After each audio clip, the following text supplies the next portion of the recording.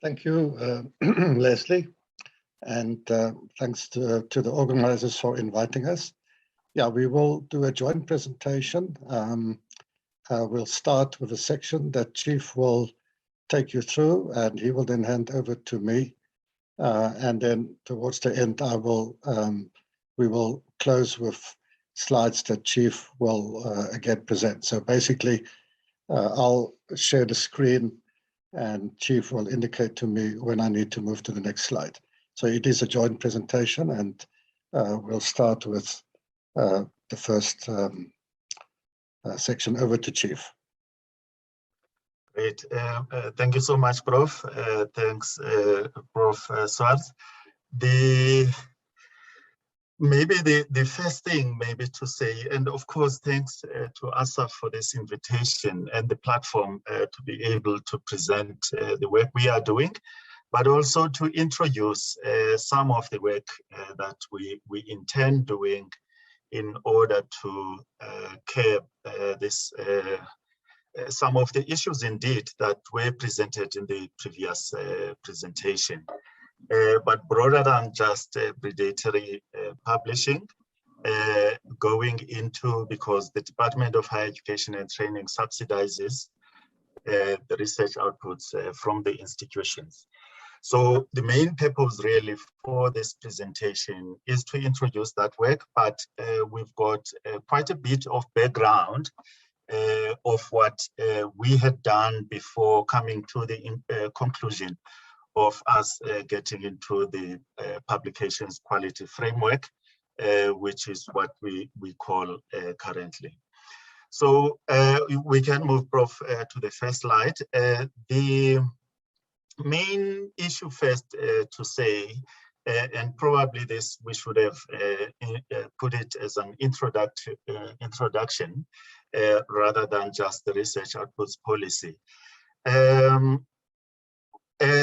A bit of it I've already said in my opening few sentences, that it's all about us trying to get into the practice and getting rid of unethical practices in the publications in particular, and of course generally in the research outputs in the Department of Higher Education and Training, or in the South African system.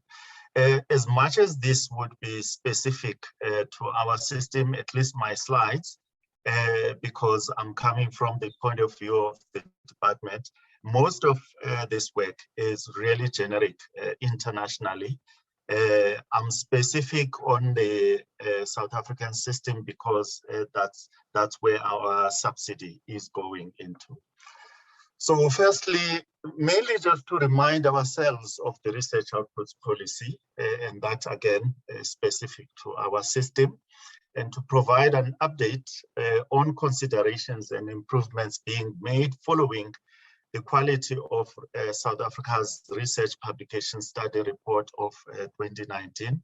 We commissioned a study in 2017 to CREST, and then we got that report and they made 8 recommendations on it, and some of the recommendations which we have already started to implement. But the major one being this one of developing a quality framework, which is exactly why we are here today.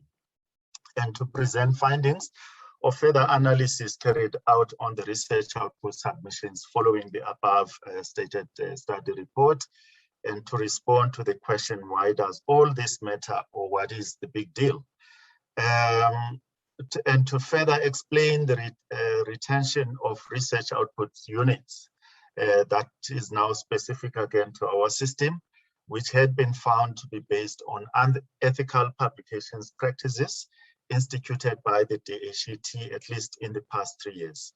So all these points that I've made are following the study, because we carried on with the analysis, and some of the very fresh analysis, if I can refer to it as that,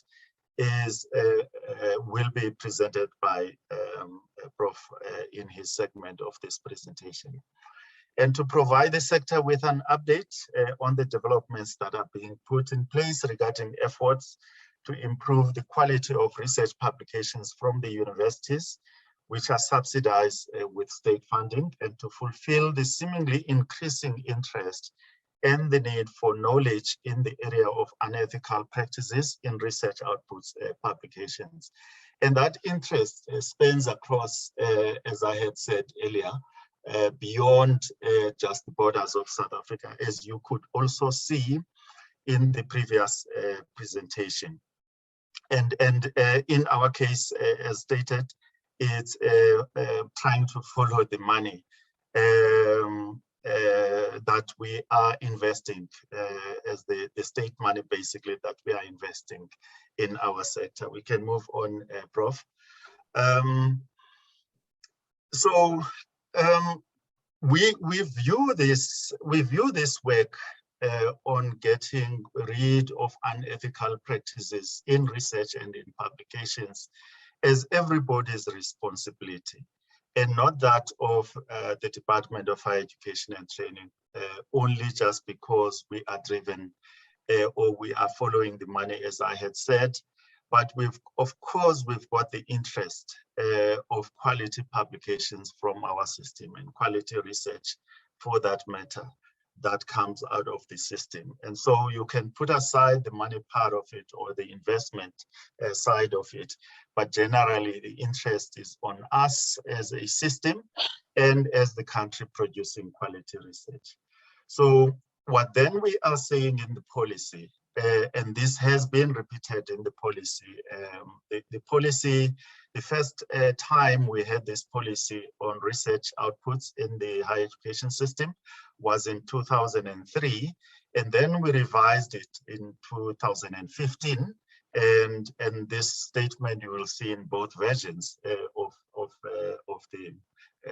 the policy. So the purpose of this policy is to encourage research productivity by rewarding quality research output at public higher education institutions.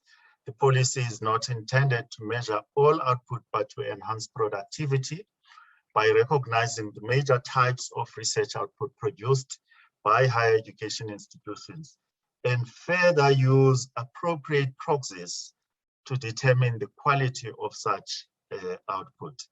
And basically those proxies are the proxies that are used in academic publishing. I'll talk about that, in fact, in the next point.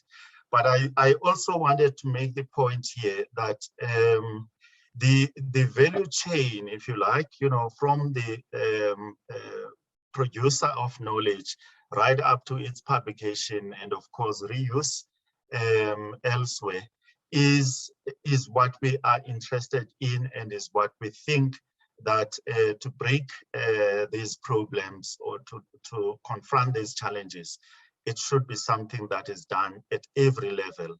And this platform today of publishers, editors and chiefs of journals and so on is appropriate platform, of course, also to be talking about this.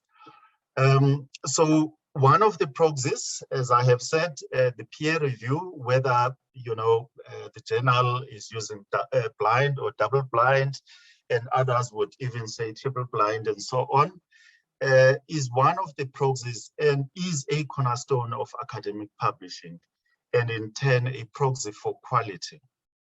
And one of the fundamental principles in academic peer review is that there must exist a chance that one's argument or methodologies utilized to determine findings and arrive at the conclusions in the draft manuscript may be refuted on the basis of stronger time-tested theories and methodologies, and therefore which may lead to the article being declined from publication. For such a chance to exist, that is the chance not to have your publication going into publication, or your manuscript going to publication, which is another principle, is that it must be pre rather than post publication. And again, we cover this quite extensively in the policy and not just in one paragraph. If you actually look through the policy, the issue of peer review is repeated on all types of publications that we are recognizing, being the journals, the book publications, chapters of books, and the conference proceedings, published conference proceedings. So the issue of peer review, as I say here in this point, is cornerstone in academic publishing. We can move, Prof. So without dwelling into the details of this wordy slide, just to remind ourselves again, from the point of view of our policy, of the basic principles.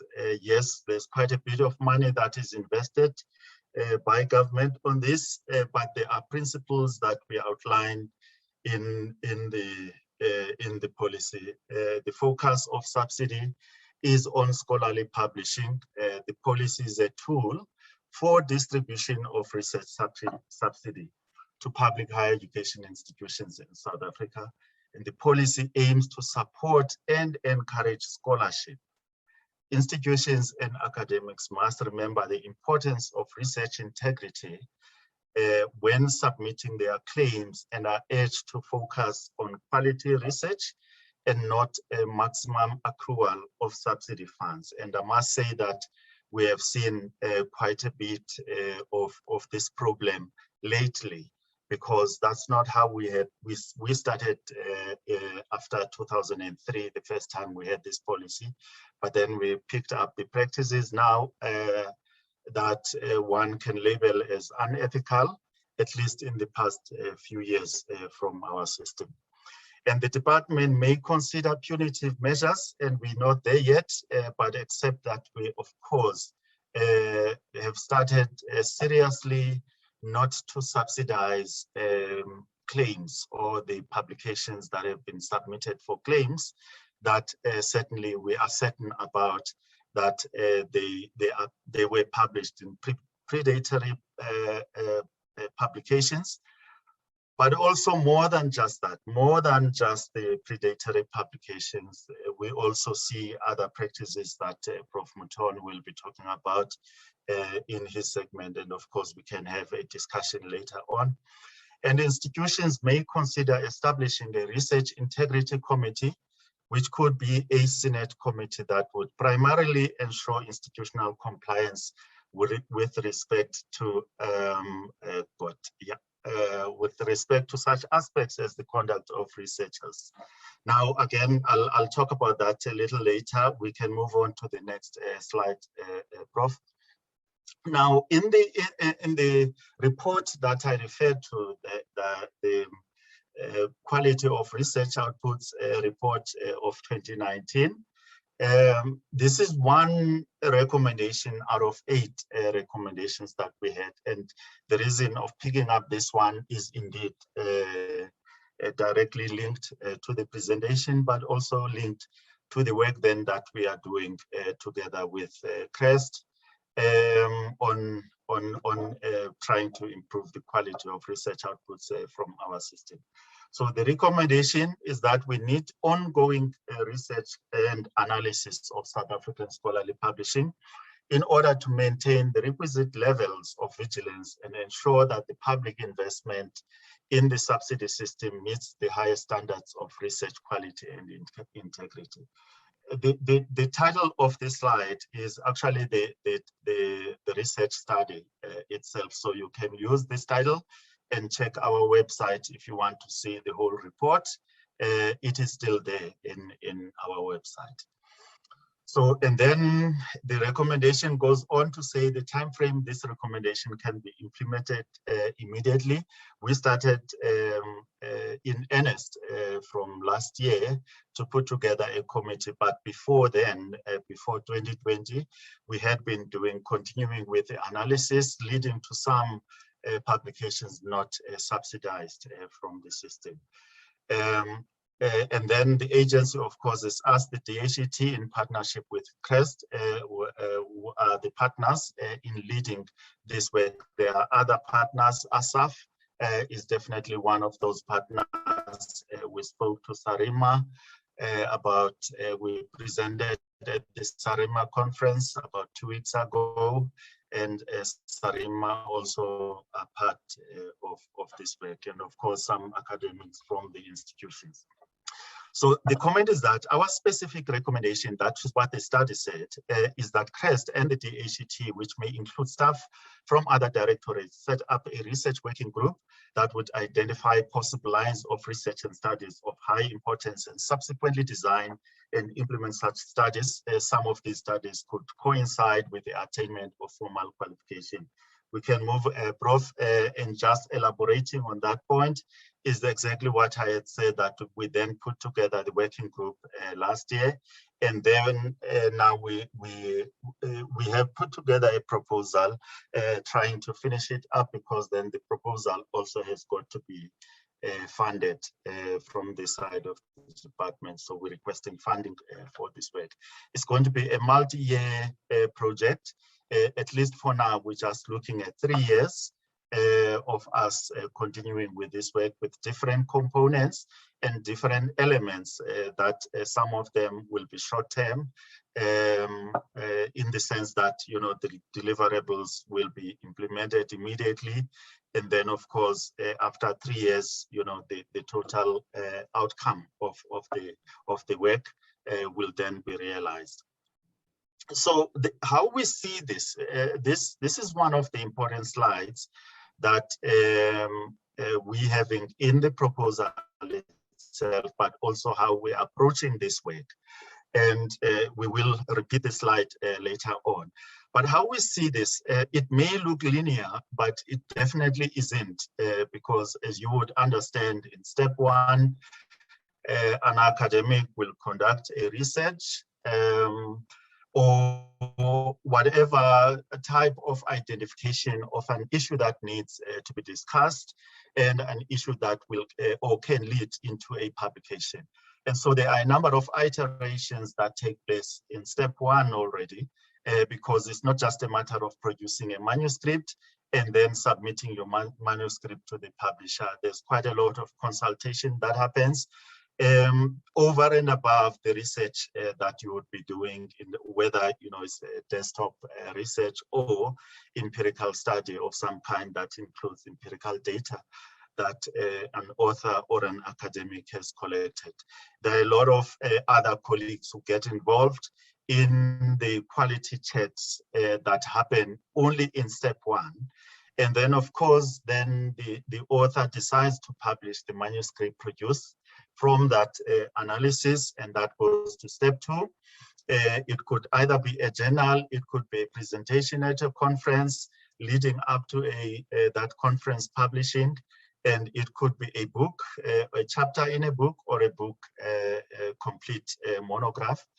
And the publishers are supposed to be engaging in the quality check or in the peer review even of the manuscript, which could lead to the manuscript taken back to the author. And that, if in many cases, in fact, if not all the cases, that's exactly what is supposed to be happening. And that's probably some of the steps that are lacking in the predatory publishing world, and that the manuscript wouldn't be coming back to you. And what happens, in fact, in most cases, is that you are even given a date. You know, can you give us your manuscript? And in 2 weeks, you will have your publication. And that it doesn't happen like that in the world of academic publishing. So once the manuscript is ready, so the reason we are presenting this is that in every step, there is a responsibility for quality checks by the people who are responsible. And of course, the primary person here responsible is the author or the authors. But in every step of the way, whether it's a journal, whether it's a conference, whether it's a book publication, every one of us must take a responsibility in terms of having quality product at the end of the day. So that's the reason basically here. It's not trying to regurgitate the process of publication, but taking of the responsibility. So as the Department of Higher Education and Training, we get in step 5, 6, and 7. And again, even on the side of the department, there is some element of quality checks that we are doing, but this is post-publication in this sense and not pre-publication. And also the purpose, of course, is then to subsidize the institutions. I must emphasize that the subsidy that the government pays to the institutions for publications, for research publications, because that's how we regard them, is to the institution and not to the author. So the publication gets submitted to the department. We're working with the National Research Foundation on a platform we call ROS, Research Output Support System.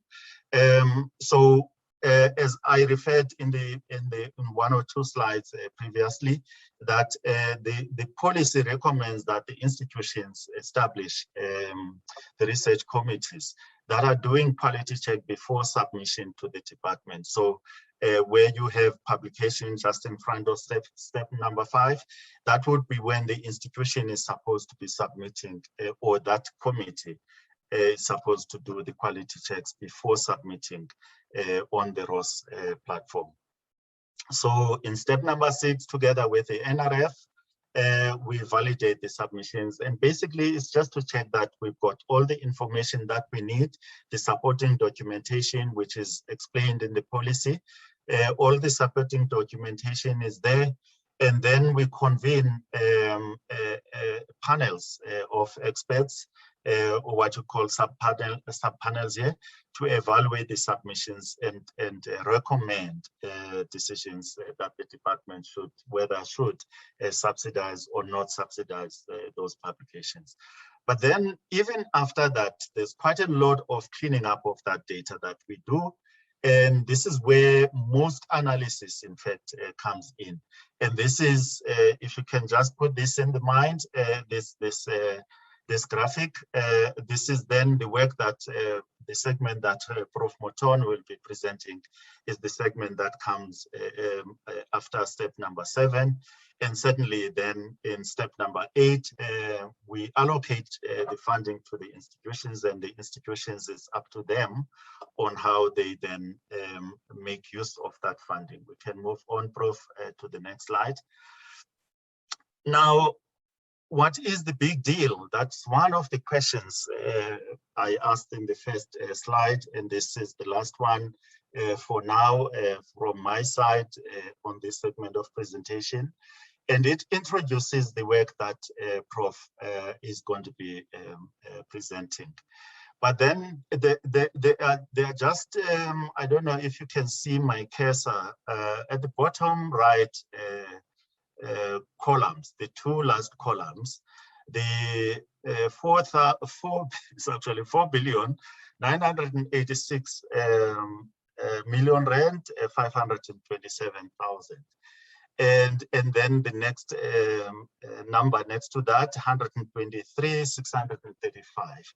So the 4 billion, or let's just round it up, 5 billion, is the total amount that in 2019, which is the latest now, the latest number we have at the bottom right, left column, in the 2019 would be then the latest. That's the amount, the total amount that we paid out for research publications outputs at the institutions. Oh, by the way, let me just say this, that we also subsidize creative outputs or artistic outputs from the institutions.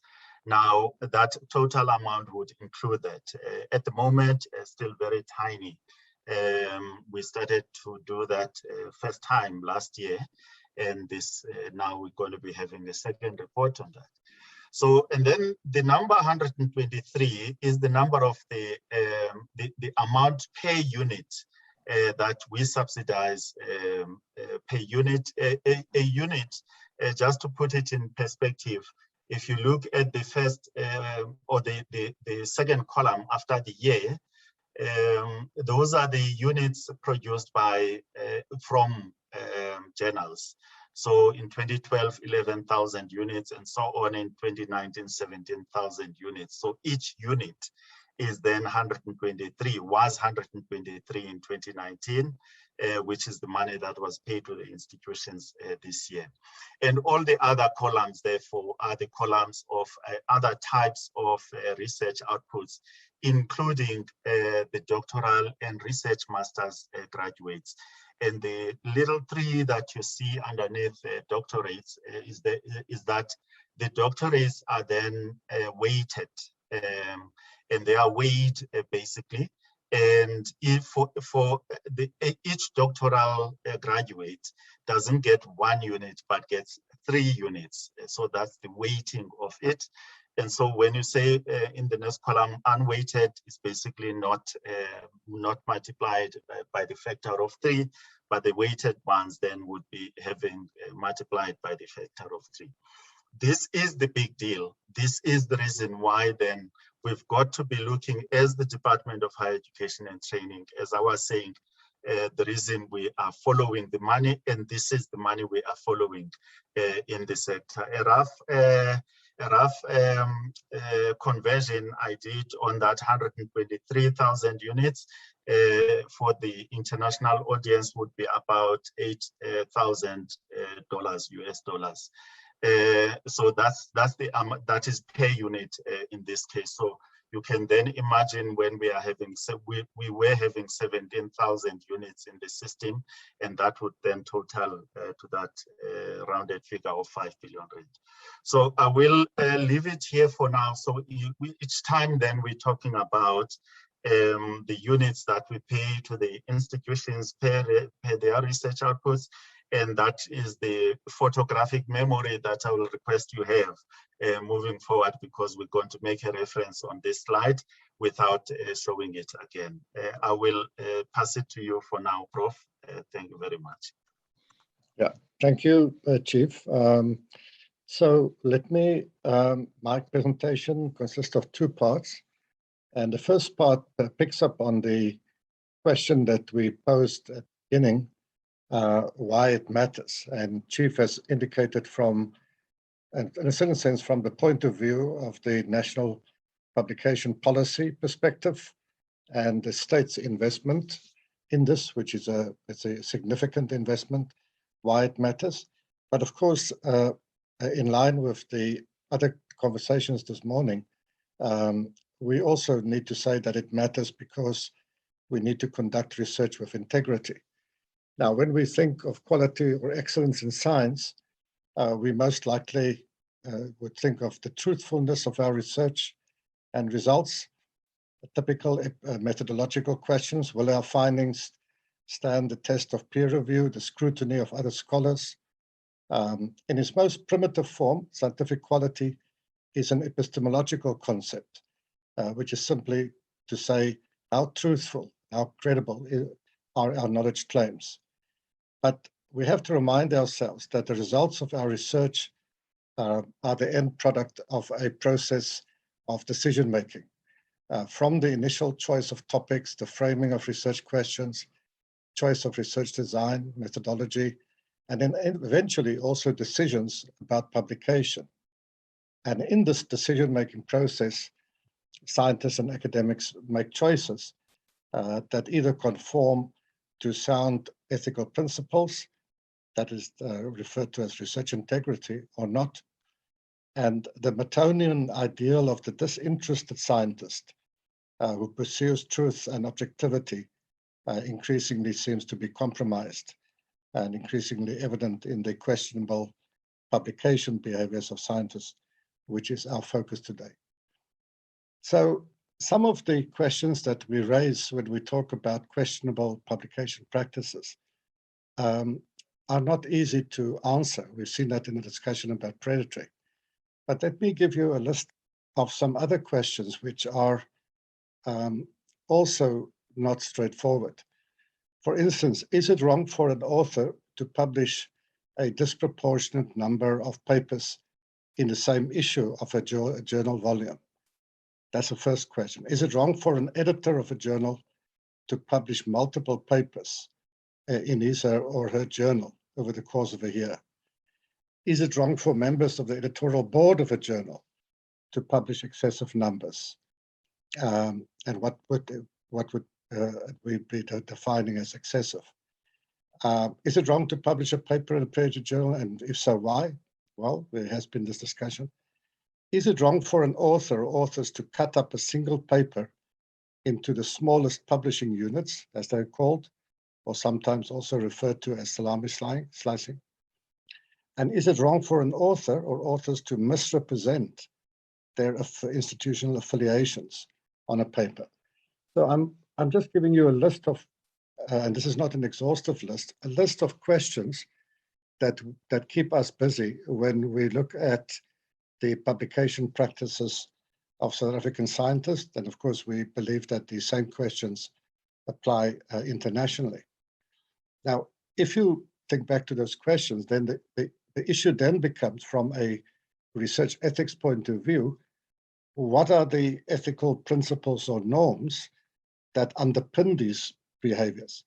Or stated differently, what are the ethical norms that we can use in making a judgment about whether these kinds of behaviors are unethical?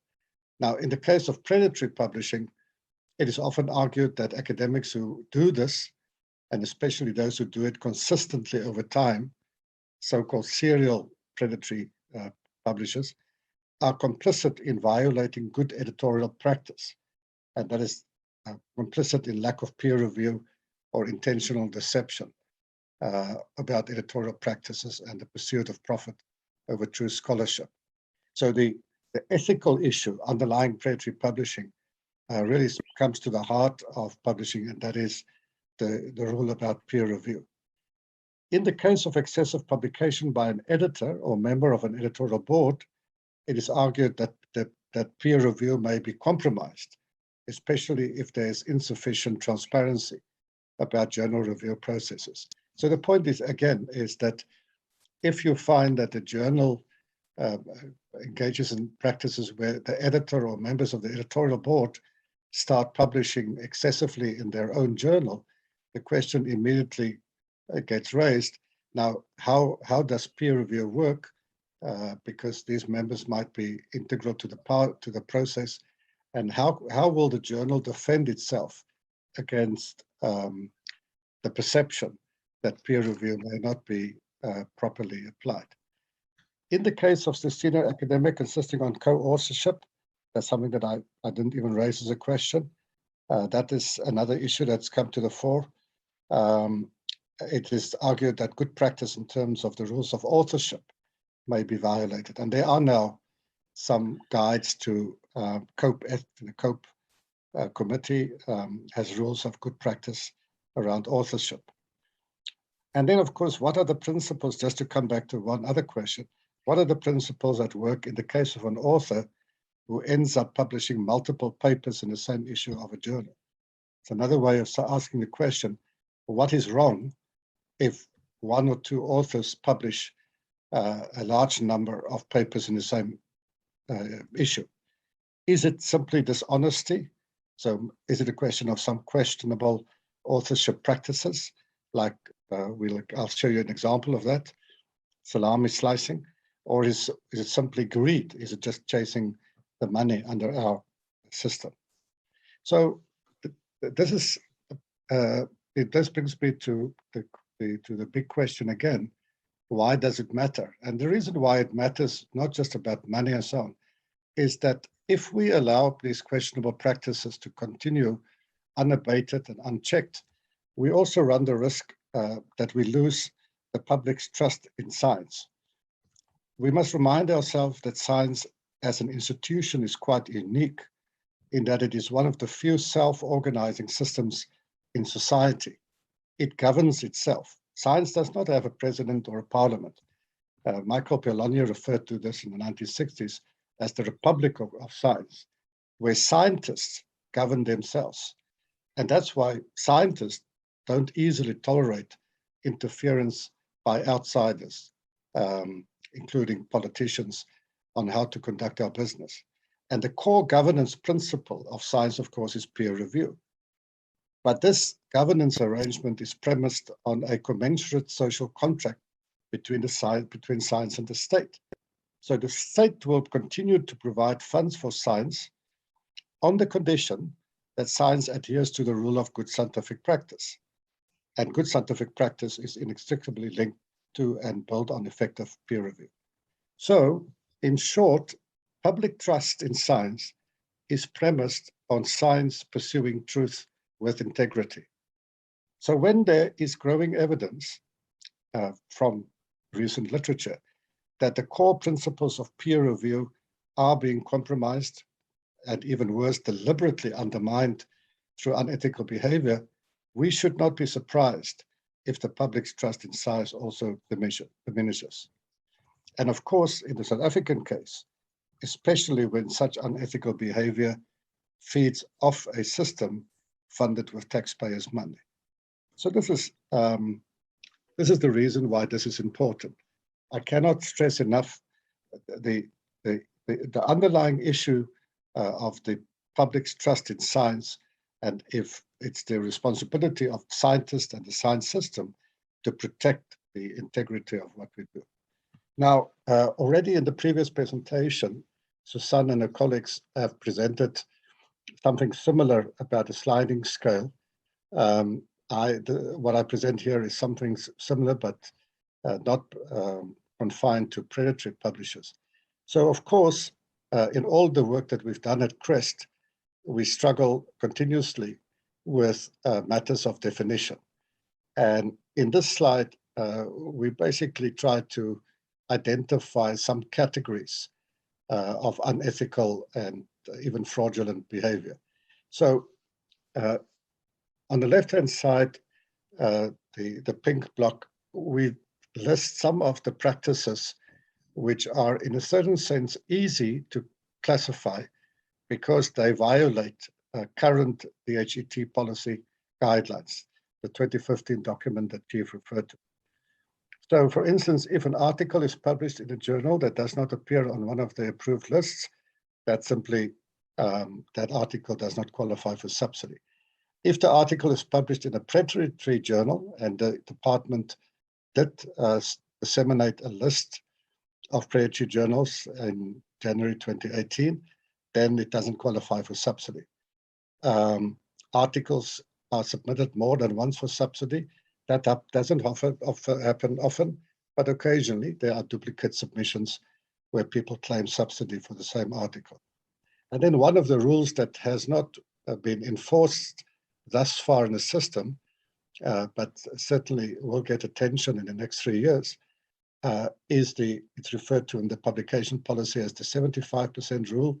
I just turn it around and say that the rule is that more than 25% of articles in one issue of a journal is authored by the same institution. If that happens, then the articles can't get subsidy. So if one institution publishes, let's say there are 20 papers in an issue, one issue of a volume, and more than 5 of those, let's say one institution publishes 8 or 9 of those papers, then this is a transgression of the current policy guidelines. So we refer to these as violations of the DHET rules. The middle block are the kind of gray-blue area of questionable practices. Articles published in a predatory journal, one still has to identify what is a predatory journal. Excessive publication, I've mentioned this before, in the same journal by the editor or editorial board, and excessive publication in the same volume by the same author. And there are a few others that I'll give you examples of. Then on the right-hand side are things that are, even in terms of classic research ethics, problematic. So ghost authorship, where an article is submitted by authors and these authors claim affiliation to an institution that does not exist. And we've had some cases of that in the past. Plagiarism, of course, it's it's straightforward if you submit a paper which plagiarizes another paper. And also the third one, self-plagiarism. If you publish a paper where you cite yourself without proper referencing, then that could be classified as self-plagiarism. And then we'll talk about different forms of gaming behavior, which we've seen with conference proceedings and recently also salami publishing in South Africa. Okay, so my second session is to give you just an indication of some, they're mostly new examples. We don't repeat the examples that we've published in the 2019 report. This is a part of the ongoing work at CREST, even up to the point of the 2020 submissions, which the department shares with us. As Chief has indicated, after the department has done its due diligence through the panels, they share with us the submissions that were made, and then we take about 3 or 4 weeks to run various kinds of checks, and we then provide an advice to the DHET that they may or may not accept. Now, so there are literally many examples, continuing examples, but in the interest of time, I decided to select these 5 forms of questionable behavior: the continued publication in predatory journals. Secondly, the excessive numbers of contributions to a single issue. In fact, a very, very extreme example of salami slicing. Third, submission of excessive conference contributions that do not meet the policy criteria. The fourth one is just a single example. We think that there are about 4 cases in the latest submissions where a submission was submitted to the department when in fact the submission refers to a master's or doctoral thesis, and the policy rules that out. And then just lastly, new forms of excessive behavior of something that is in the pipeline. Yeah, so to come back to continued publishing in predatory journals, as Susanne has also mentioned, CREST has done a number of studies both for ASAF and for the department. In our 27th study, which was published in 2019, we continue to report on this, but in fact, the first report in which we revealed the extent of predatory publishing was in an ASAF report, and it also culminated in a paper that I published with Astrid Valentine in July 2017. Now, what I'm showing you here is the fact that in the 2020 submissions, those are the submissions from last year, publication date 2020, which are now being reviewed by the Department for Subsidy. We found that a total number of 81 submissions, which add up to 61.8 units, were still being submitted to the journals on the right-hand side. So the titles that you see there are the titles of predatory journals which the department in 2018 circulated to universities and indicated very clearly that until these journals are shown to be not predatory, that the universities will not earn subsidy for publications in this. And I want to just show you that in the right, at the bottom of the right-hand side, Dr. Diane Parker, who was the then Deputy Director General, indicated, this was in a December 2018 communication to the universities, that the department will continue with the verification process of predatory journals, and should any journal be found not to be in line with the policy criteria, subsidy will be withdrawn.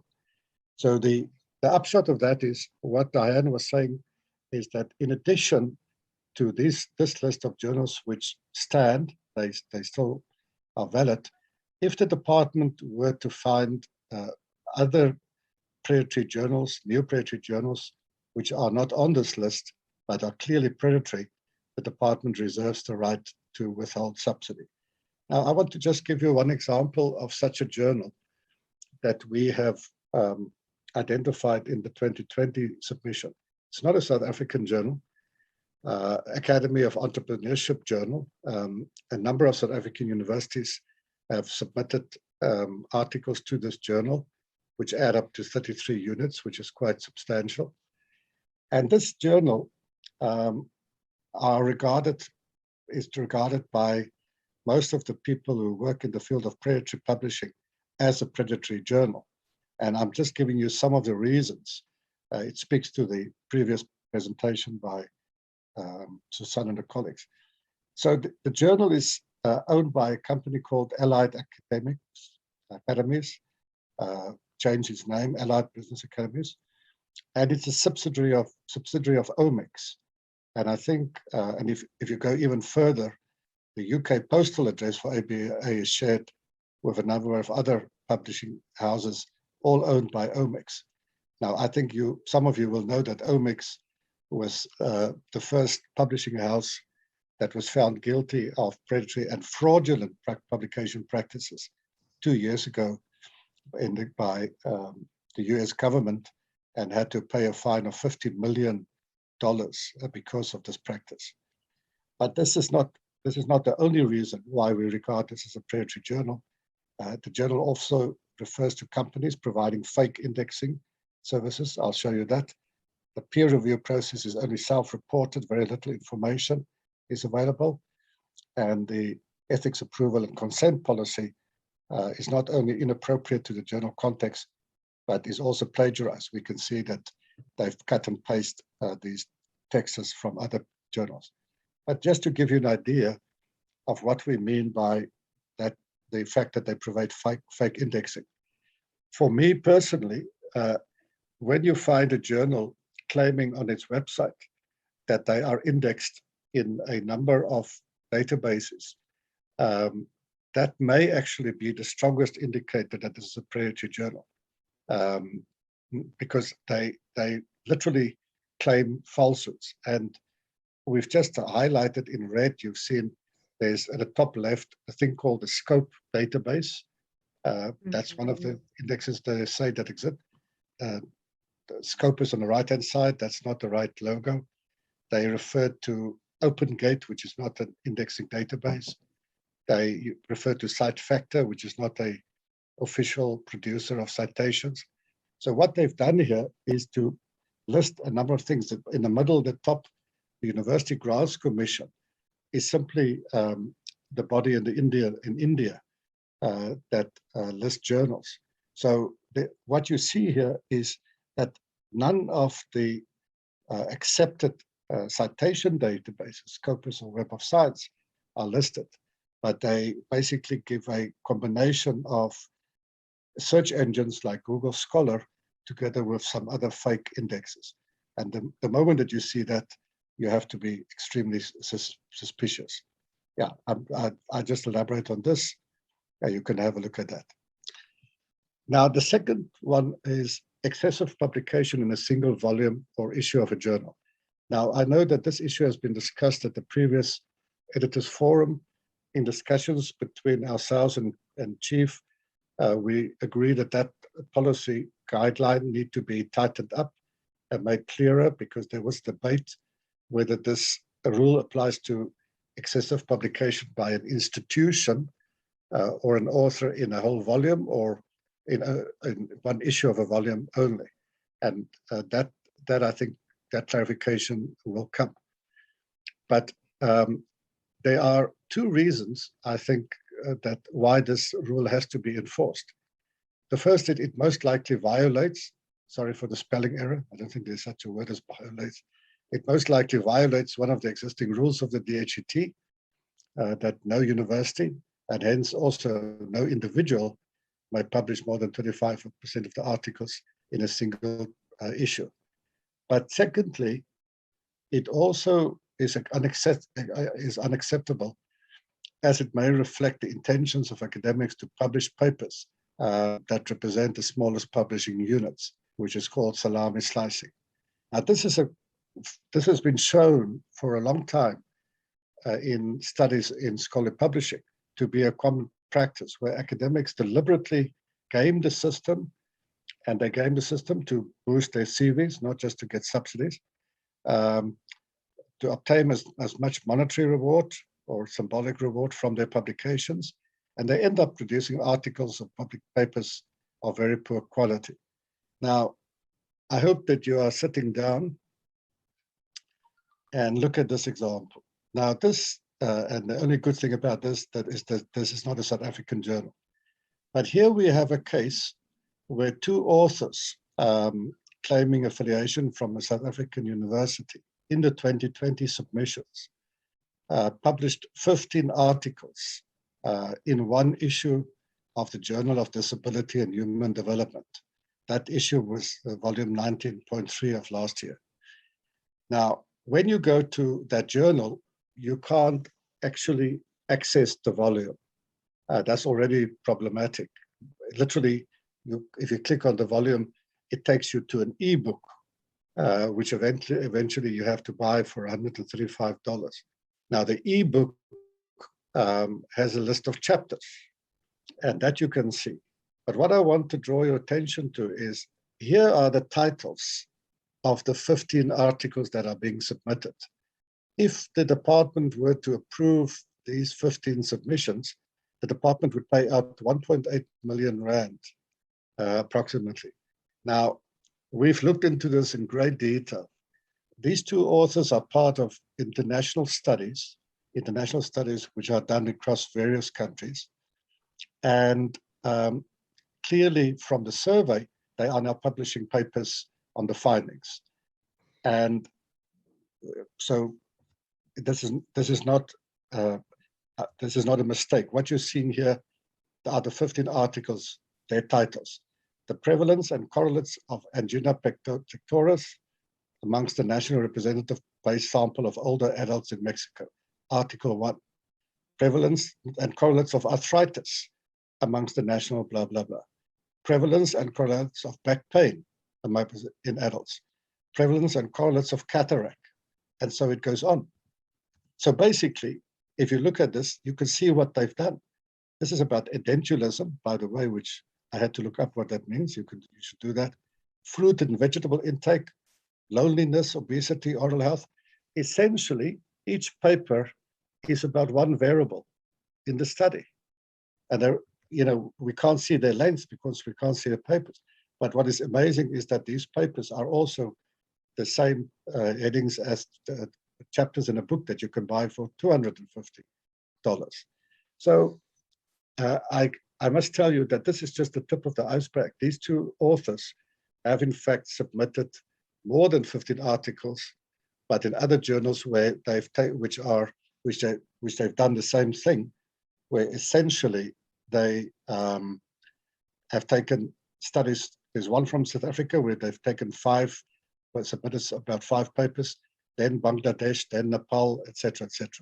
But this is, I must tell you, in all my life as an academic, this is the most extreme and blatant example of salami slicing that I've seen, where people very evidently, produced a report.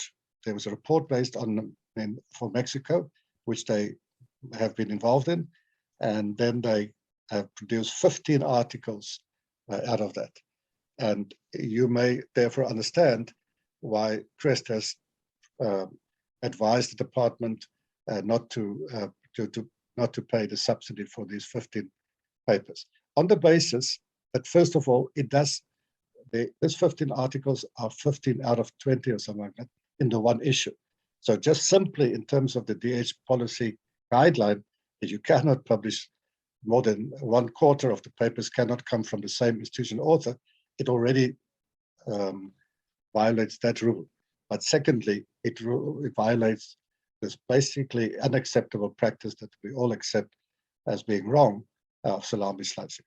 Anyway, so this is now the kind of thing that we see when people try to publish under all circumstances. My third example is excessive conference contributions. Now, let me say that is something that we've picked up over the last 2 years. It's a big issue. this is a single example, but there are multiple examples. And what we want to show you here is this is a claim from 2020 for a conference that was held in Harare in Zimbabwe, 7 to 10 December 2020, Second African International Conference on Industrial Engineering Operations Management. And if you go to the website of the conference, you see very little evidence of peer review. All that you can see is a list of all the papers that were given at this conference. You see the title of the paper and you can open it, and that's all. But and then you see that there were in fact 740 papers presented over these 3 days in Harare. Now that to us seems to be excessive. I'm not sure how they managed it. Probably if they were actually presented, it's one thing. That's not our concern. The bigger concern is, were these 740 papers peer-reviewed pre-conference? Now, from the South African point of view, 48 submissions, articles papers that were presented at this conference were submitted for subsidy. Here's the catch: 40 of these were authored by academics from one university. So now, if you look at the date of the conference, you don't know at what point if they there's literally nothing is said in the published conference proceedings. The published conference proceedings consist of the page that you see at the bottom there, where you click on proceedings and they start listing the 740 papers. There's no information about evidence of peer review, list of reviewers, names of the organizing committee, or nothing.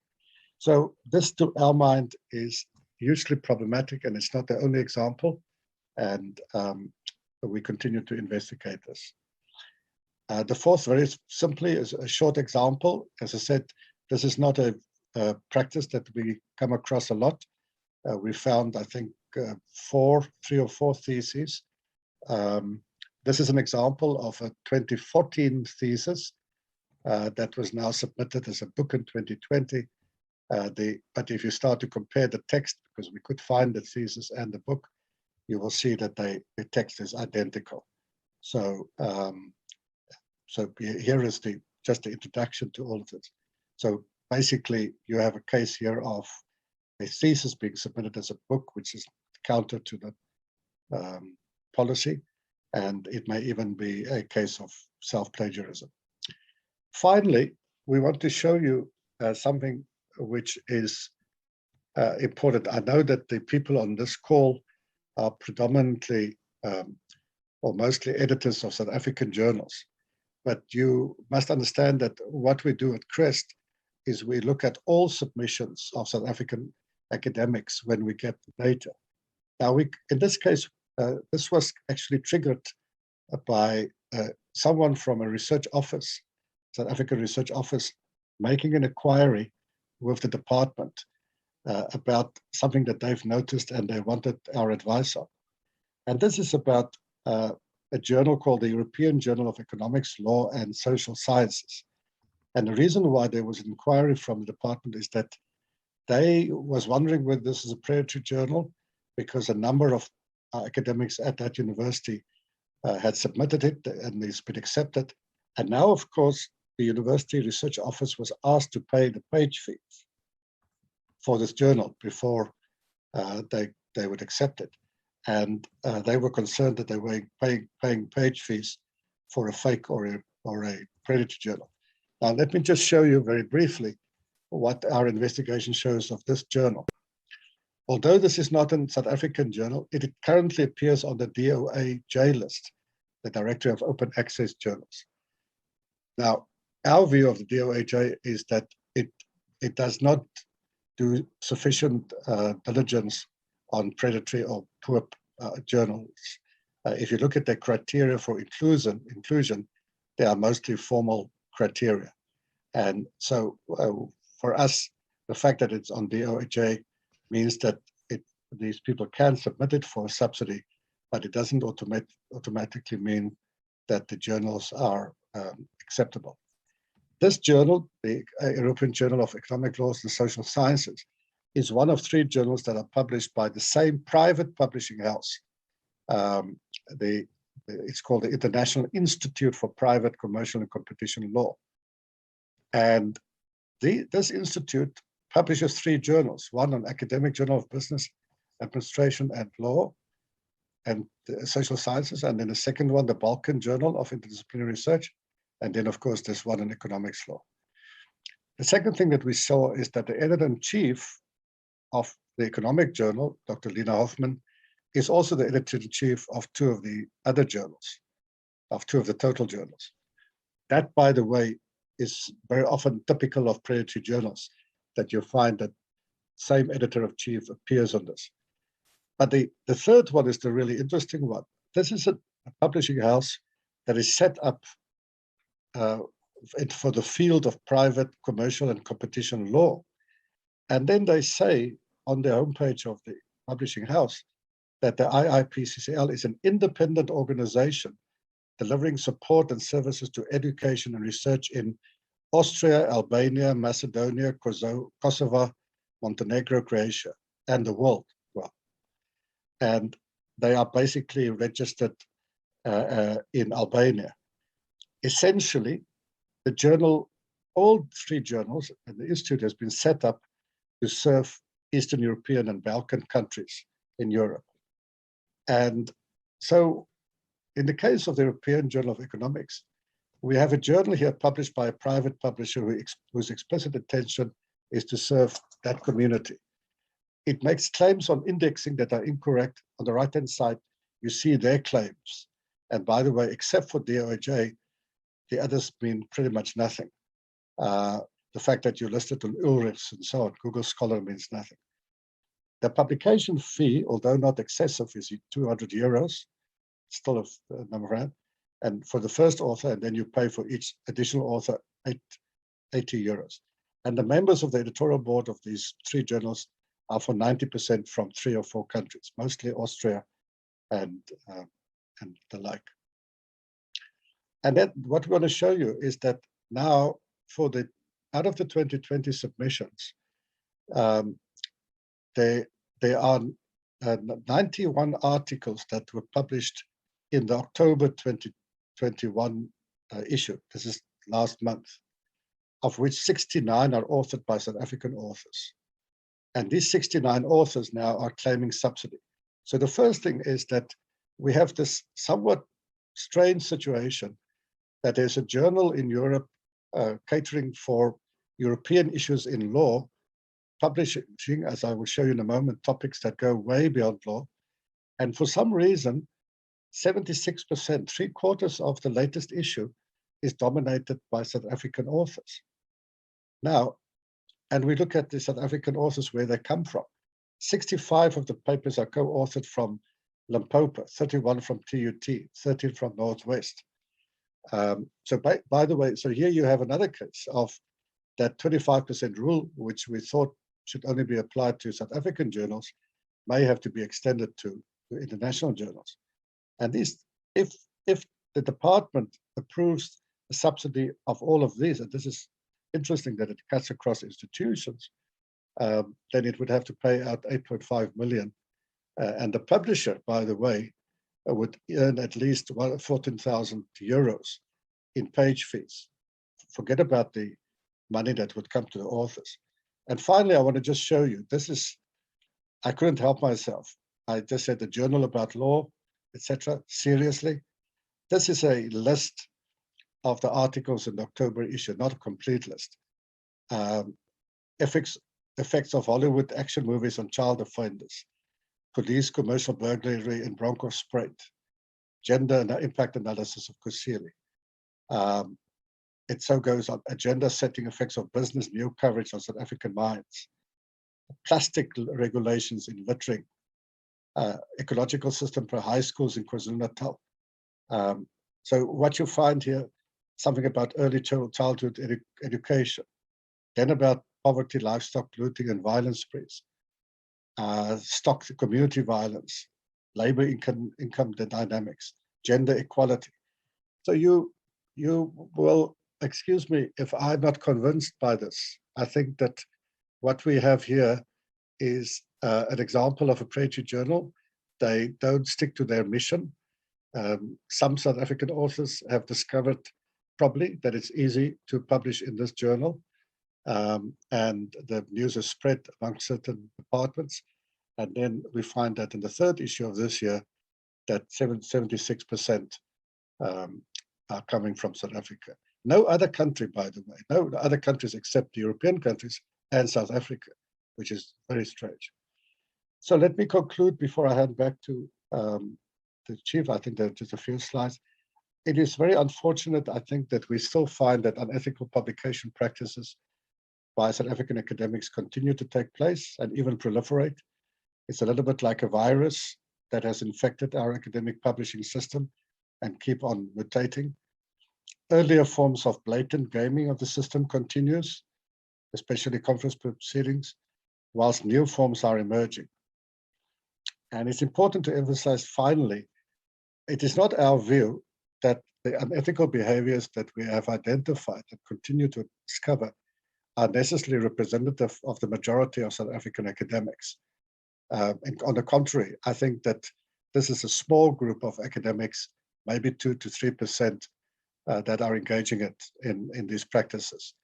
But even if these practices only represent 2 or 3% of the population of academics, the harm that they do is huge, both in terms of monetary consequences and, more importantly, in terms of the public's trust in the system. So I am going to speak to this very briefly because Chief will elaborate on this. He referred to this. One of our recommendations was that a publication quality framework be developed and implemented. And as the Chief has indicated, this will likely happen next year. I'll skip this and I'll skip the steps that we have identified. So essentially the framework is built around the steps in the process, publishing process. So just highlighting a few things that will get attention.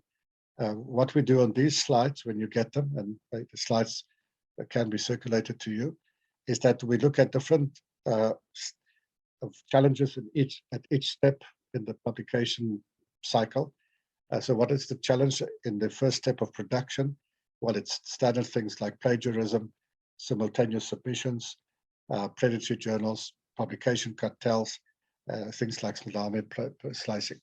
And the actions that need to be taken here will require ongoing monitoring of the individual submissions that are made,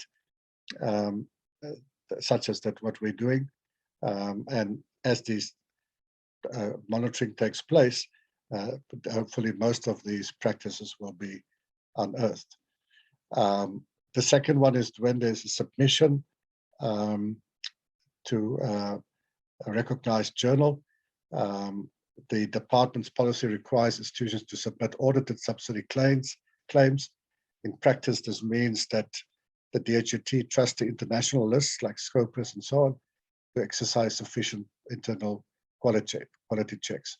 However, as we've shown in our report and just now, unfortunately, this is not a guarantee that a journal is not violating some of the rules of ethical practice. So a big part of the new program will be the introduction of an instrument, a framework that we have proposed for the department, which we call the Journal Quality and Integrity Index. And that index will have to be refined in the next 6 months to 9 months. And then it will be used in the regular reviews of South African journals and also in journals international journals where South African journals publish excessively. I'm not going to elaborate on the journal index in the interest of time, but when you look at it, you will see that we've identified 15 indicators that will be applied in the assessment of journals. Some of these refer to citation impact, international footprint, reputation, and integrity at various stages.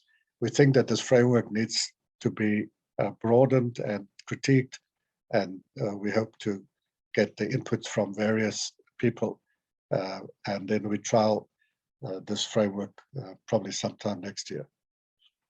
yeah, I will not say too much about this. The one about conferences, there is already in the 2015 Research Output Policy a statement that the policy will only subsidize papers that appear on a list of approved conference titles. And basically, there is currently not such a list of approved conference titles, and our recommendation was that such a list be compiled. The same applies to book and book chapters.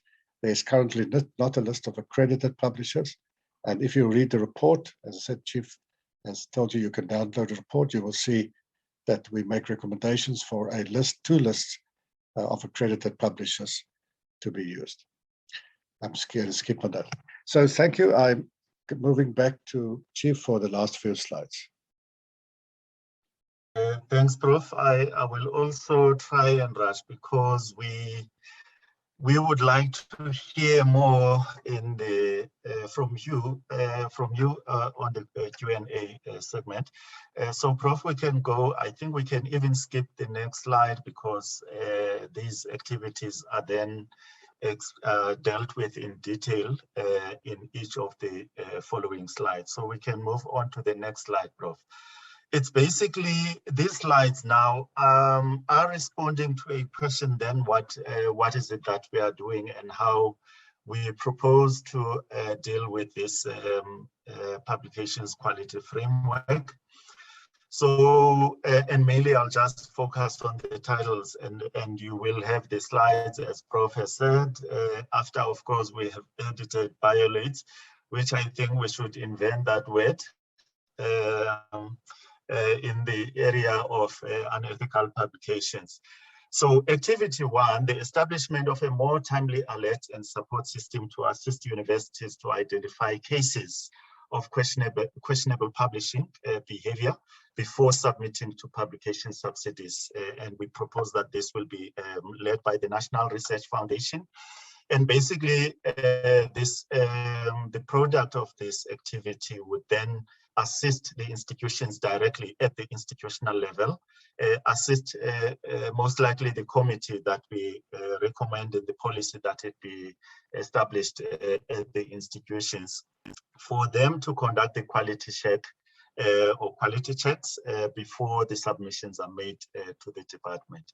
So each one of these activities then will have these sub-activities, if you like, and we have each sub-activity then led by one of the organizations that are involved. So as I've said, I won't get into the details of each of them.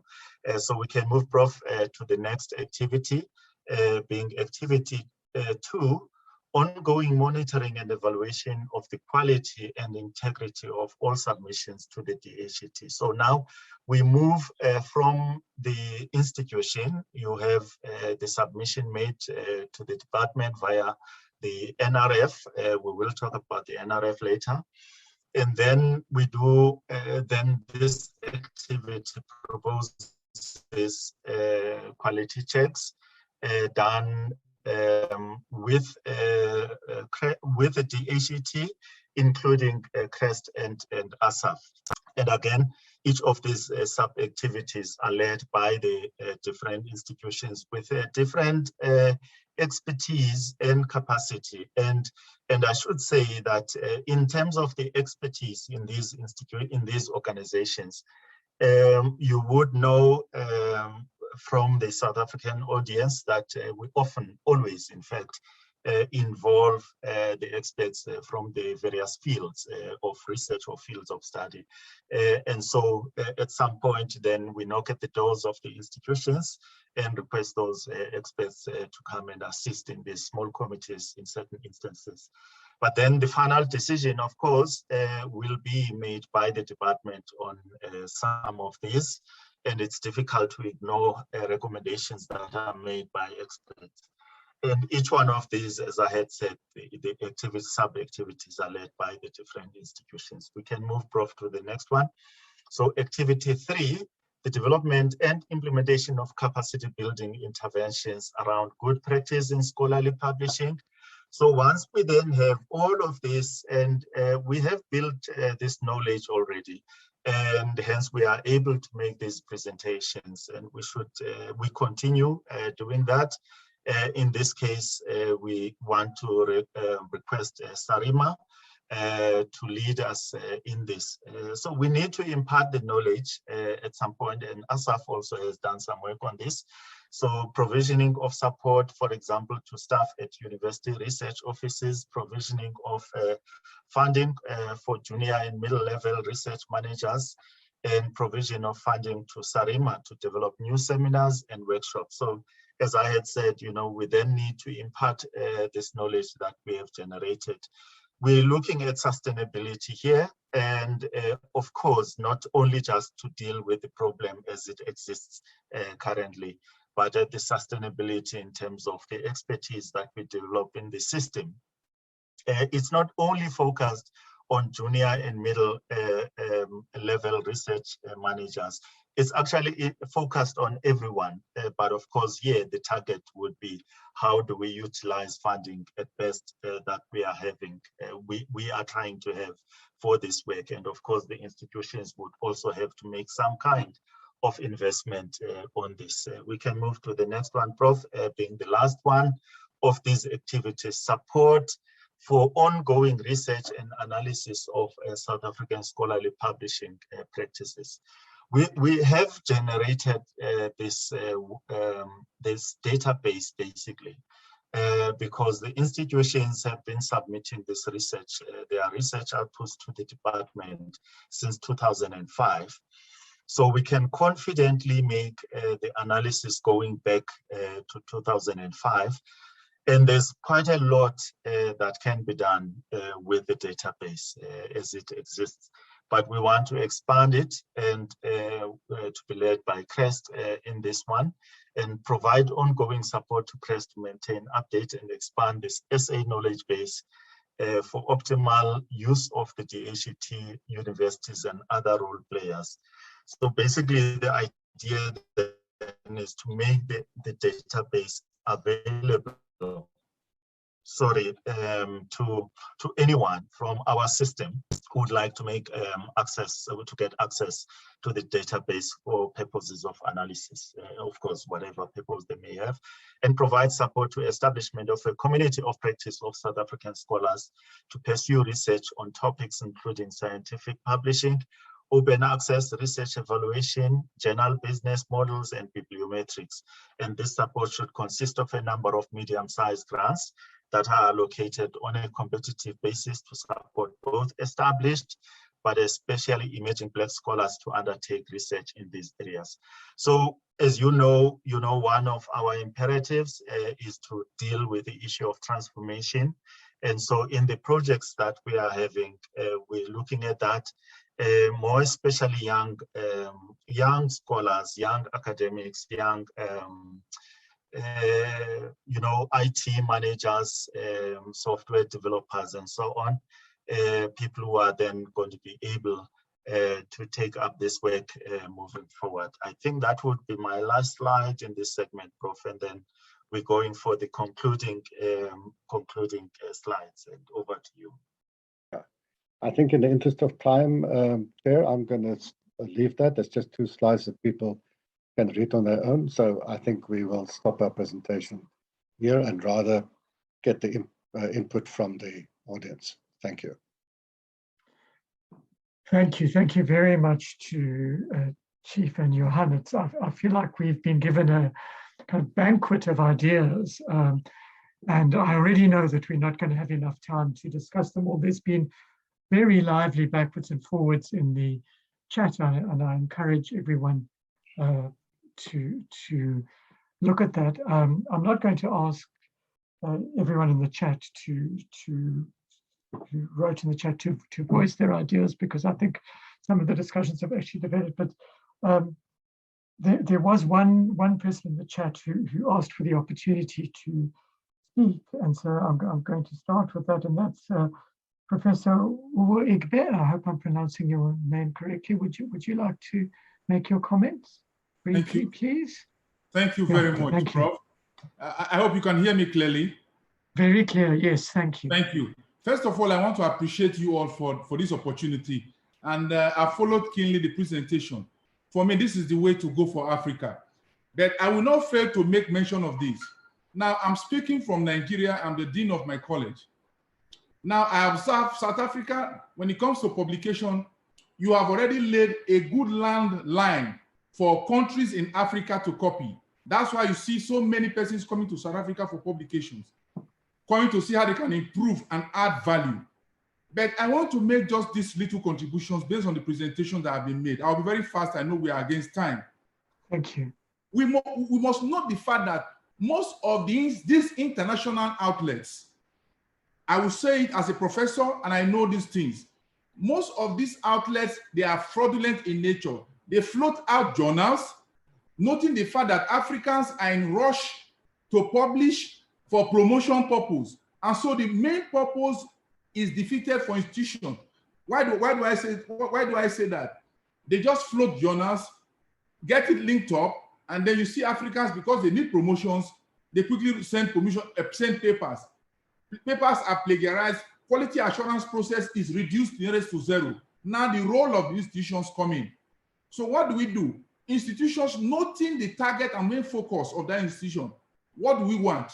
What our research focus? What are the goals? What do we want to achieve? So we target, if it's Q1 journal that we want to focus, we focus on Q1 journals. By so doing, we remove those, what do they call them?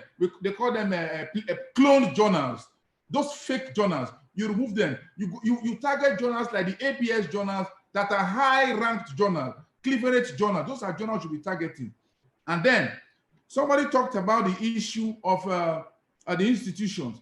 Whereas we should not, institution has a role to play, looking at the processes of a publication.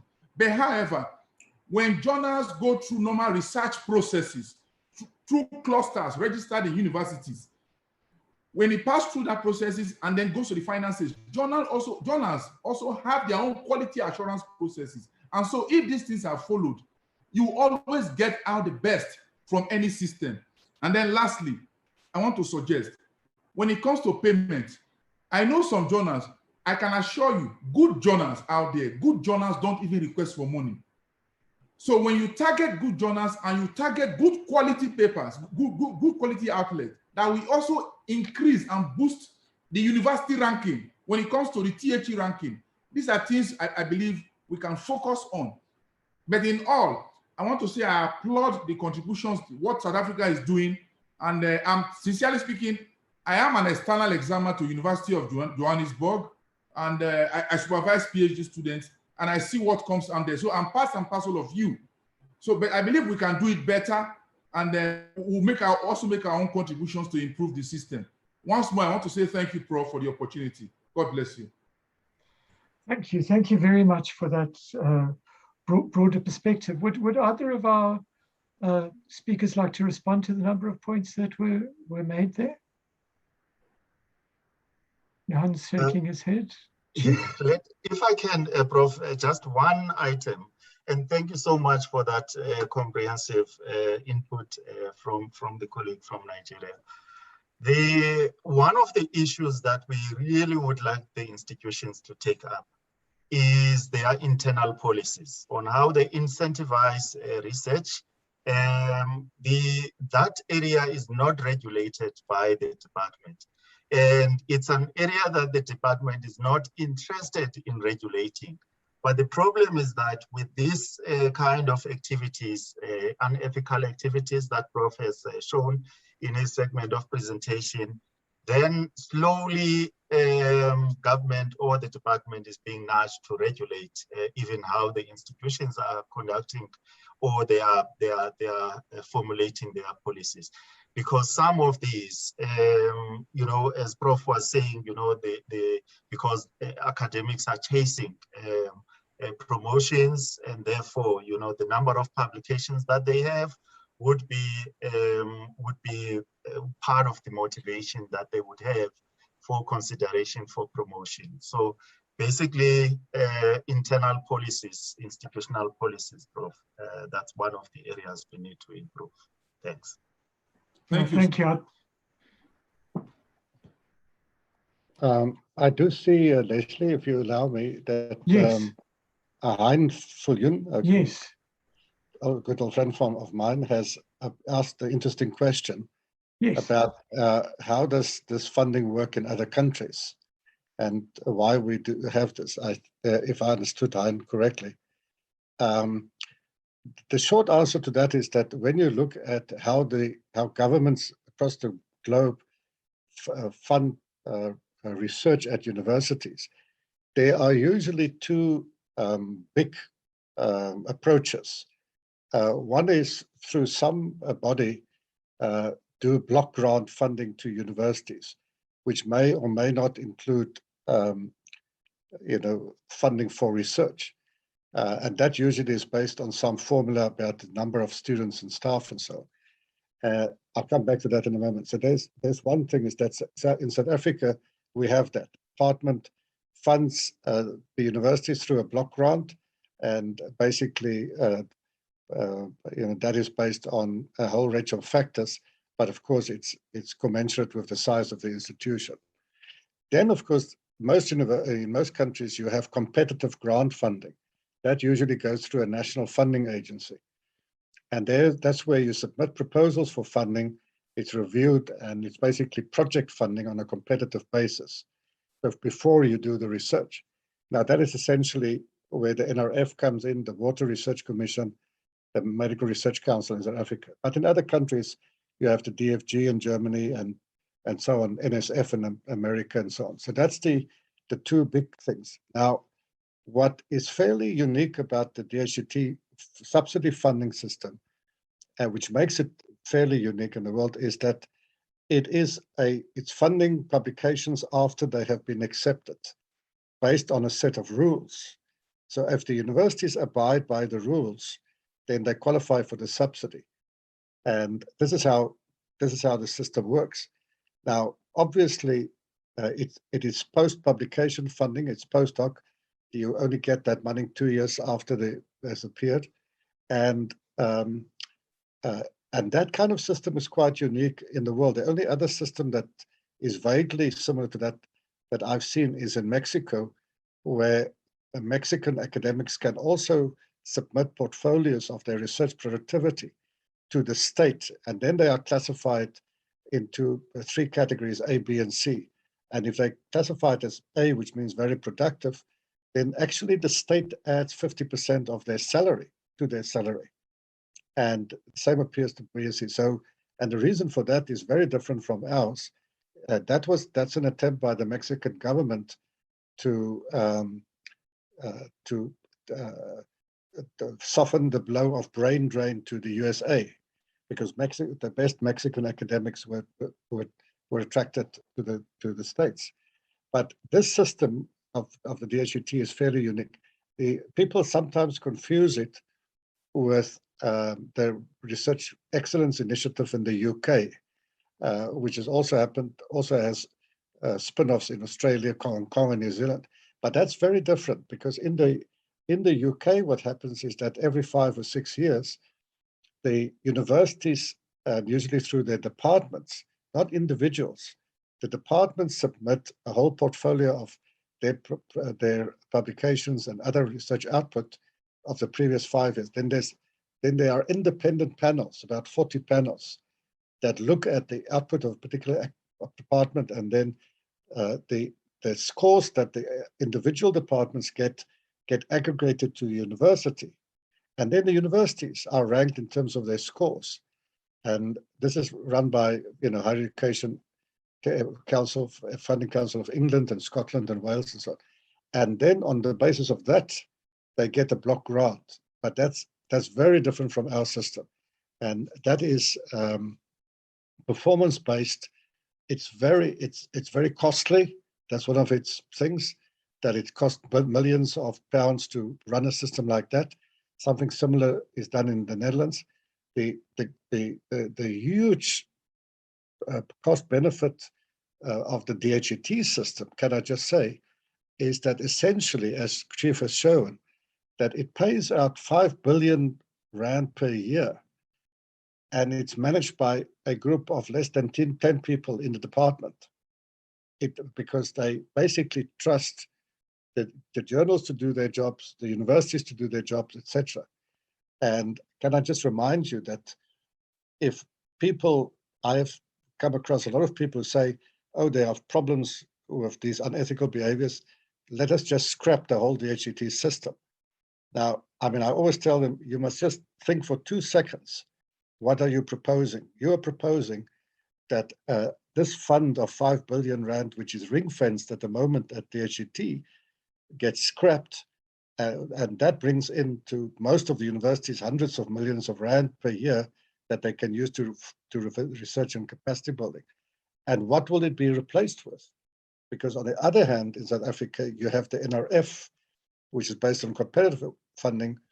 Their budget for research is half of this, and they've been cut by 25%. So I must just say that my view on this, I'm sorry for this long intervention, but my view is that it would be a hugely dramatic to the university system in this country if, on the basis of a small percentage of people who violate the rules, that it be scrapped, because then it will be a hugely negative impact on 95% of the academics in the country. And I think that would just be a very stupid decision. Thanks, Leslie. Thank you. I mean, I can't resist just abusing the chair to say that this is it's you know, there's similar issues around social security in South Africa, because there's fraud in the social security system, and you know, people say let's scrap it. But I mean, what's going to happen to all the poor people? You know, I think it's, you know, we're in a system often where we get so driven by the abuses that we don't think about the big picture in general. But I do think that just from the chat, and a number of people, and I think Carol is one of the people, if you wouldn't mind speaking about this, Carol, have spoken about the kind of the vulnerability in some ways of young, and I think Julie made a similar point about young researchers in the system. Carol, would you like to just talk about what you mentioned in the chat, what you raised? Sure. Thanks, Leslie. Thanks for the opportunity. I think we just have to realize, you know, one of the things, if you're just talking about the behaviors of academics, we're not actually really engaging with why and what is actually happening in universities. And I think particularly historically Black universities and perhaps merged universities that are not your kind of top research universities, everybody in the system is under huge pressure to create these publication units. And in the sense, people will then, you get to a situation where you will do that in any way that is possible. And that's obviously the negative situation that some, you know, academics find themselves. You know, at UKZN, we've had a huge number of early career researchers, but I think not sufficient then mentoring of those early career researchers. So you have a lot of then, you know, senior researchers exiting the system, or perhaps they're also just focusing on their own research. But I think that whole thing of how long it takes to actually mentor a new academic into the system has completely flown out the window. And it's the same thing, that mentoring is not seen as a subsidizable product. Of course it's not, it's a process. And I think, you know, we're just falling into the kind of neoliberal trap where things that can be measured are valued, and things that cannot be measured then become no longer valued. And I think we just really need to also keep thinking about the purpose of higher education. What are we actually doing? And I know we're all on the same side. We all want to try and create a strong quality higher education system, but I think we do have to recognize that when you incentivize and monetize activities, particularly academic activities, there'll always be unintended consequences. Thanks. Thank you, Carol. Johann, would you like to respond? Yeah, thanks, Carol, for that. In fact, the 2 slides that I decided not to show address that issue, so I probably should have. But no, you're quite right. I think that in our analysis, and it goes back to other studies, there's no question And there's a fantastic book that came out 2 or 3 years ago called Publish and Perish, which highlights all of these issues, which are universal. It's not just in South Africa.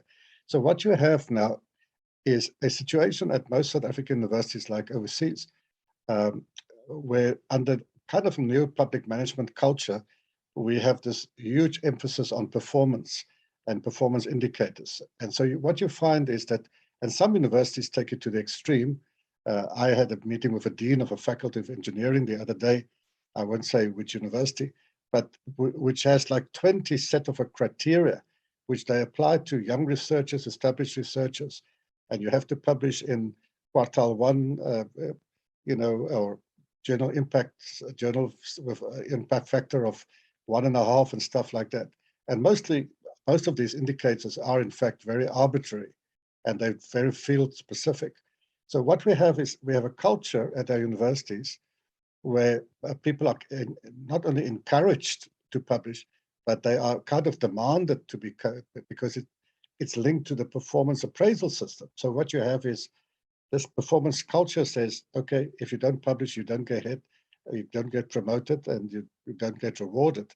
And then, of course, as Chief has said, on top of this, now some universities pay out the money that the university get directly to the author, not to a research cost point or whatever, but as a salary to authors. And some of the universities, that amount is 60, 70,000 Rand per paper. So now you have you have a bigger incentive. So you now have this really bad combination of a performance culture that pushes you the whole time to publish at all costs. Otherwise, you don't get promoted. And then you have this incentive, well, it's good if I can publish 5 papers, I can get 300,000 Rand in my pocket. Now, that's a very bad combination of things. But you're quite right. The problem is, we did the study on emerging scholars for the Department of Science and Innovation 3 years ago, and that study is available. And just to give you an idea, we asked, these are all people who were just got their PhDs and were starting their careers, about 3,000 respondents. And we asked them, we gave them a list of things to say, what are the things that drive you in academia the most? Top of the list is I need to publish as much as possible as to get promotion. And it went down, and I had to produce as many PhDs. So the first 3, 4, 5 motivations that were selected were all about output, output, output.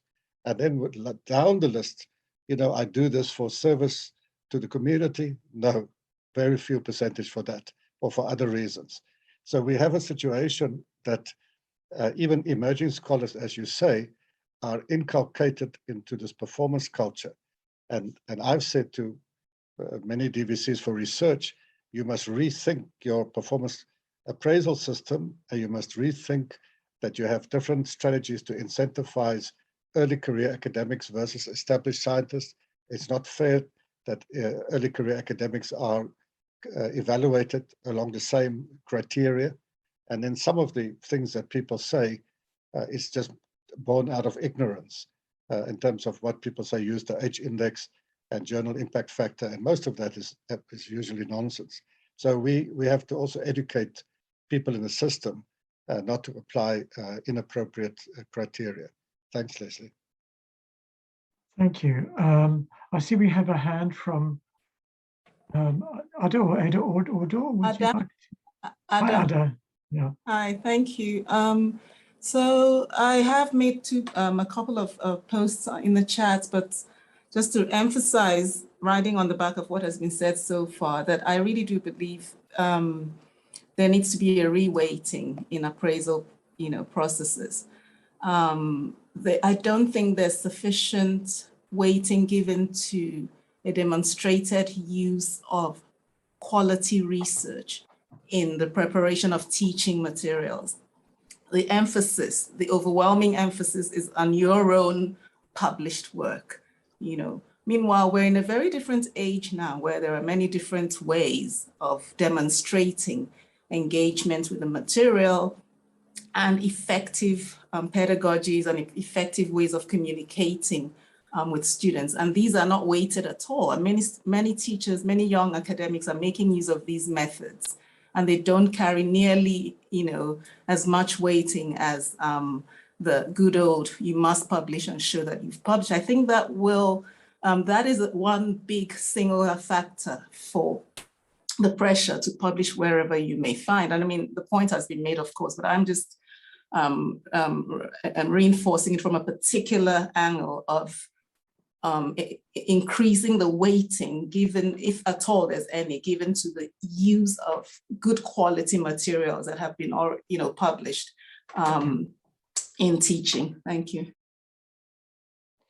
Thank you. I mean, it's fascinating to me that yesterday and today, part of what we end up talking about is this broader issue of sort of maintaining the culture of the university as a research institution, which is very, as Johann says, you can't measure it by impact factors or individual outputs and so on. So it's a sort of common theme, I think, through the meeting.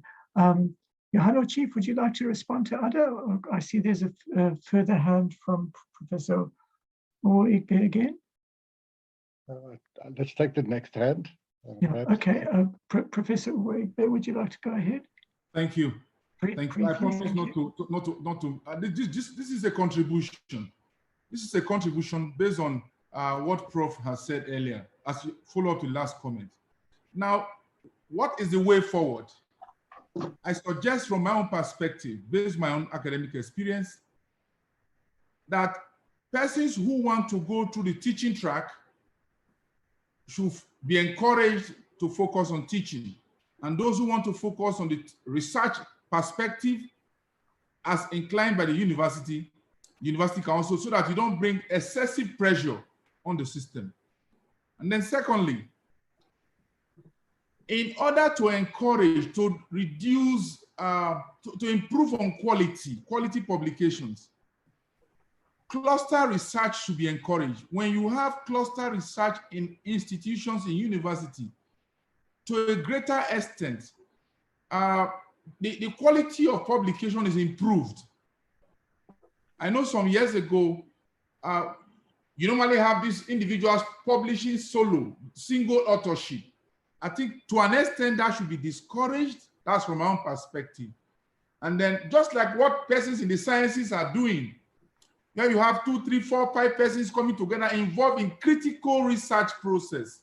I think by so doing, we can also improve on quality. Then for the young faculty, for us, which is a challenge, which is a problem area, now persons who are involved in the PhD process, they have concluded their fully researched PhD thesis or dissertation. I believe in such process, they can also work in collaborations with their supervisors and then to come out with quality papers, at least one from their PhD thesis. I think by so doing, we can bring a solution-based research output that will be good for the university, that will also be good for the country, and also when it's published in a good outlet, will also help improve on the university ranking. I think, but in all, it is also important. I don't believe in the cut and paste approach of adopting policies outside and then implanting on the African setting. I don't agree. I think this is an African case. Let us develop a strategy to solve our own problems. It's not only in South Africa, it cuts across the continent. Let's develop a strategy that will help promote and improve quality in the system. And then by so doing, we will also solve our own problems. I think these are my parting comments on this. But once more, I want to say thank you. This is a laudable project, and I hope other African countries can also adopt this approach to improve the quality of outputs from the continent. Thank you once more, and God bless you all, sir. Thank you for your participation. Are there any comments from our speakers on that? One issue which has been mentioned quite a bit in the chat. So sorry, Chief, I jumped in too quickly, please. No, go ahead, Prof. Maybe I will cover some of what you wanted to say. Okay, there's the one thing which is being mentioned in the chat in relation to mentoring and research teams and so on, is this question of really the system from a monetary point of view privileges single authorship. And I think there are questions about what about from a capacity building point of view and a research culture point of view? Is there a way of rewarding, in fact, joint writing and so on? But over to you. Yes, let me start with that one, Prof. I'll just cover a little bit on the other ones, but let me start with that because we've had it a number of times that our policy doesn't promote collaboration. That's if you don't understand the policy, and because it encourages collaboration. The problem here, the way some people look at the policy, is that because we are subsidizing institutions, and the institutions in South Africa, the higher education system, the 26 universities that we have, because that's basically the subsidy for those institutions that we are having. So the policy then says that if you are collaborating with an academic outside of the system, whether that's still a person from South Africa or from outside of South Africa, anywhere else in the world, the subsidy will still only go to the South African institution and not going outside of the system. Now, this just requires a simple decision by the institutions.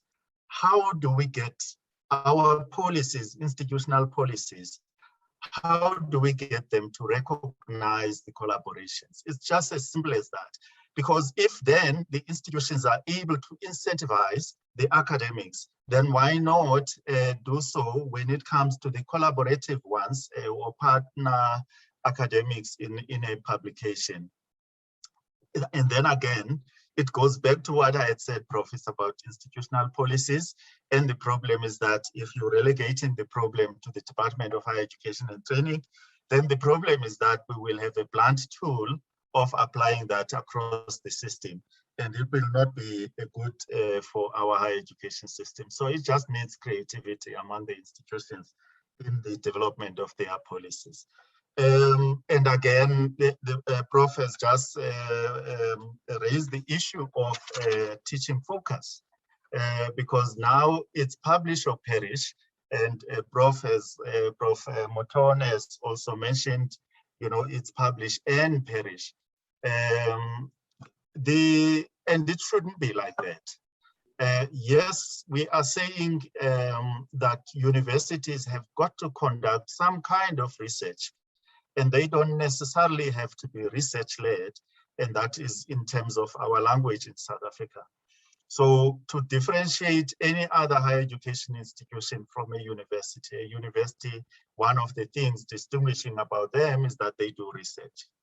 And that's exactly what then we are also trying to promote from the policy side of things, from the department, that the universities engage on research. Now, but that doesn't mean that you then neglect teaching. And it doesn't mean that, there would be, there's this differentiation of institutions that will have research-led institutions and teaching-led institutions. No, we are not getting into that. We are just saying that all universities do research or some form of research. But then the policies, again, institutional policies, have got to promote teaching within the institution and incentivize academics who are excellent in teaching, just like they are doing with publishing academics. Do we trust international indexes? Yes, we do. And that's exactly why we are having a few that we have recognized.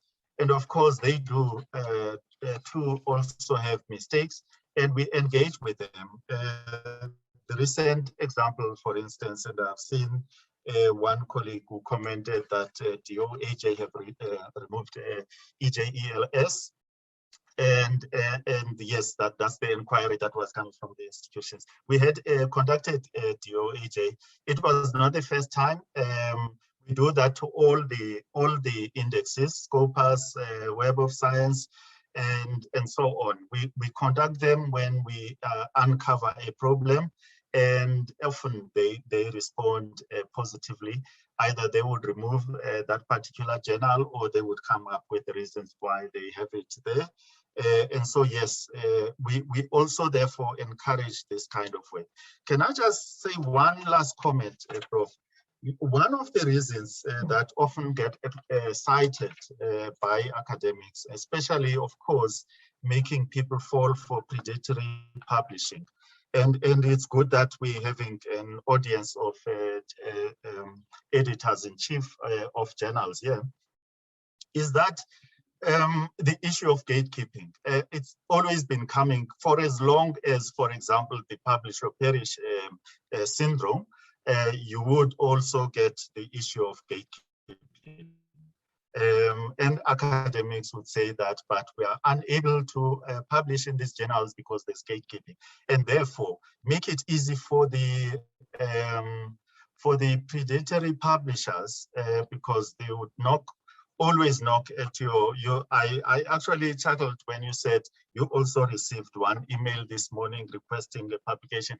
I received them, and I'm not active in publishing, but I received those. I think I received one this morning even, saying that, we will publish your article.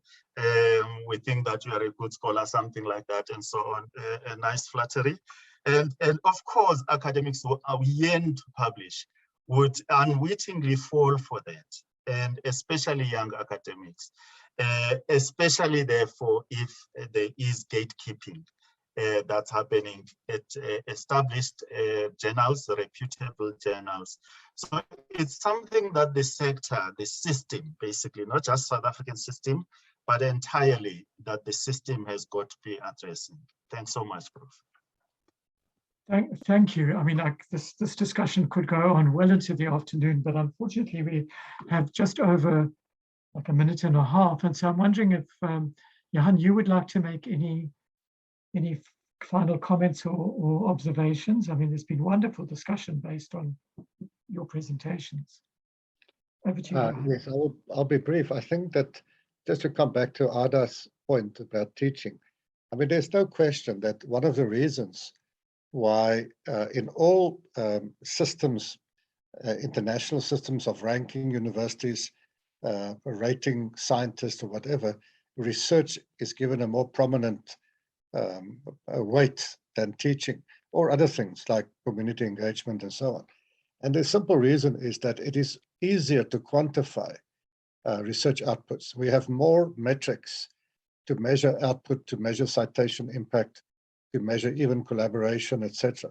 It's much more difficult to quantify what Ada was referring to, whether research is expressed in teaching and so on. So so what happens at some universities is that they choose the easy way to have a research appraisal system where the only criteria are the quantitative metrics, and they don't even ask much in terms of self-evaluation of the other components of what we do. And that invariably skews the performance measurement. So the answer there, I think, is, again, I come back to the earlier point, and the point that Chief made at the beginning. If we want to address this huge issue of growing unethical practices among South African academics, just for the moment focusing here, then I think we have to understand, and that is what this whole new collaborative program is about, that we need all the actors in the whole chain of the production and publication of a manuscript. So the authors, whether they are new authors or established authors, that's where the issue starts. Then you have to look at the publishers. Then you have to look at the university research officers, whether they do due diligence, and so I can go on. So the plan is, and I think Chief will agree with me, that the proposed collaborative program, which if Chief manages to get the funding for that, will be implemented starting the 1st of April next year. And our view is that it will be driven by DHET in conjunction with CREST and ASAF and SARIMA, but we're also saying that every university will be represented through their research office on the team in terms of what needs to be prioritized. So it's a huge endeavor, and hopefully one of the outcomes of our work will be that universities will rethink their performance appraisal systems if they are very reductionist in terms of quantitative metrics, and think about just asking people some more qualitative questions. I will end with a quote. One of the people that we were at the Ottawa summit where we developed a consensus definition on predatory journals was the president of the Swiss funding agency. He also happens to be the president of a Swiss university, and he said that their performance appraisal at the end of the year consists of one question to the academics where they must write a page or two. And that question is, what contribution have you made to your field this year? Just that one question. What contribution have you made to your field? He says they don't look at numbers or metrics. And if the person can make a convincing case that he or she has made some contribution to the body of knowledge or the scholarship in his or her field, then that is assessed. And that's an interesting experiment. I haven't heard whether that experiment has been successful, but it's showing you, by the way, that universities all across the globe are moving away from a metrics-driven system and looking at alternative forms of performance appraisal, which will have an effect on the publication practices of the academics. Thank you. Thank you. What a great and provocative way for us to think about how we reward what people do in universities. I'm very struck that there's been a sort of thread through the discussion that is that if all you have is a hammer, everything looks like a nail, and we really don't.